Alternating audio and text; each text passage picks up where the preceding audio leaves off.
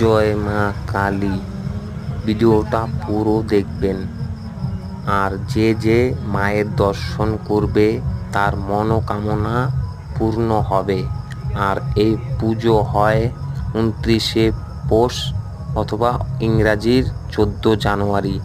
এই মেলা হয় 4 দিন ভর। সবাই আসবেন, আমন্ত্রণ নিমন্ত্রণ রইল, মনোকামনা পূর্ণ হবে।